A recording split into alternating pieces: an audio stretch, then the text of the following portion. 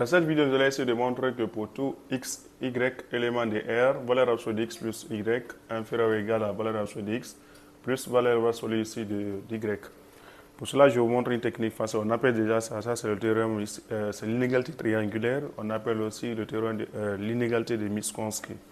Pour cela, je vais vous montrer une propriété intéressante pour montrer cela.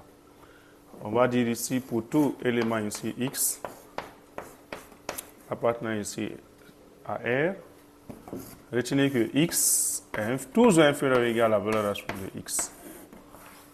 Pour tout élément ici de R, n'importe quelle valeur que vous allez prendre dans cet ensemble, vous remplacez ici, vous allez voir que l'inégalité est vraie.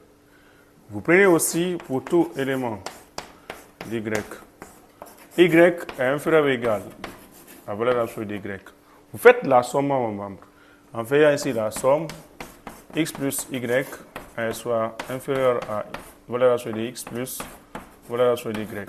Vous gardez ça, vous notez ça comme étant 1.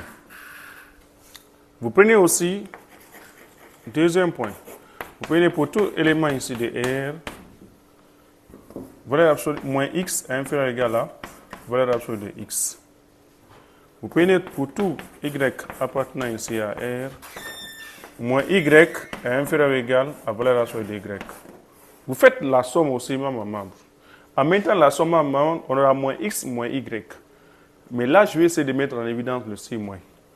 Et on ira moins facteur x plus y inférieur ou égal à valeur absolue de x plus valeur absolue de y. Maintenant, ce qui est là, je peux multiplier par moins 1, l'inégalité qui est là. Mais on vous a dit dans le cours, si on multiplie par moins 1, l'inégalité sans de sens. Donc, on aura x plus y supérieur ou égal à moins facteur valeur absolue de x plus valeur absolue de y. C'est qu'elle là. De ces deux relations, je note ici comme étant 2. Maintenant, je dis 2 et 1. On a. De ces deux relations, qu'est-ce que je vais faire? Vous prenez x plus y. X plus y inférieur ou égal, ça aussi. X plus y inférieur à valeur absolue de x plus valeur absolue de y. De l'autre côté aussi, vous prenez comme ça, moins facteur valeur absolue de x plus valeur absolue de y. Il y a une propriété que vous avez vue en 11e année. On vous a dit si R est supérieur à 0, valeur absolue de x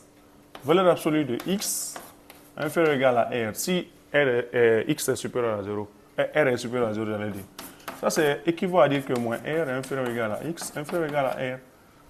Donc, c'est ce que je vais appliquer ici. Dans ce cas, on ira donc. Ça, c'est équivaut à dire que valeur absolue de x plus valeur absolue de x plus y inférieur ou égal à valeur absolue de x plus valeur absolue de y. C'est comme ça, on demande ça. Merci.